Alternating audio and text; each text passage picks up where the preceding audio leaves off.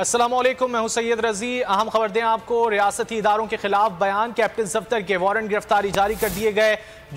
Judicial magistrate Bilal Munir ने मुलजिम के काबिल जमानत वारंट जारी किए हैं। अदालत ने मुलजिम कैप्टन सफ्दर के 21 अक्टूबर के लिए वारंट गिरफ्तारी जारी किए हैं। तफसीलात जान लेते हैं मुनीर बाजवा से। मुनीर, आगाह कीजिएगा।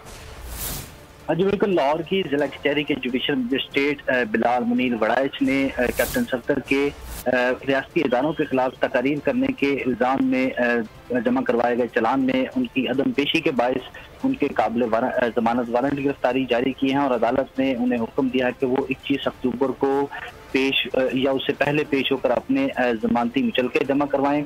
और अदालत ने इसके बाद इस केस की मज़ीद समाअत 21 अक्टूबर तक के लिए मुलतवी की है, जबकि प्रोसिक्यूशन की जानब से ये मुकदमा का चलान जो है वो पेश किया जा चुका है। ये मौका अख्तियार किया गया है कि कैप्टन सफ्दर ने अदालत में पेशी के दौरान रियासती इदारों के खिलाफ तकरीर की और अवाम को रियासती इदारों के खिलाफ उकसाया। और इस चलान में ये भी कहा गया है कि कैप्टन सफ्दर का ये बयान गद्दारी के जिम्मे में आता है, लिहाजा कैप्टन सफ्दर के खिलाफ ताज़ीरात पाकिस्तान की दफ़ा 124(a) के तहत कार्रवाई की जाए उनके खिलाफ।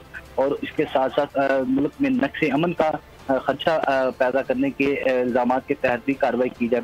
इस दरख्वास्त में इस केस में कैप्टन सफ्दर के केस की समाअत है वो 21 अक्टूबर तक के लिए मुलतवी की गई है और वारंट गिरफ्तारी जारी किया गया है। केस की समाअत 21 अक्टूबर तक के लिए मुलतवी कर दी गई है। बहुत शुक्रिया मुनीर, आपने इस हवाले से आगाह किया।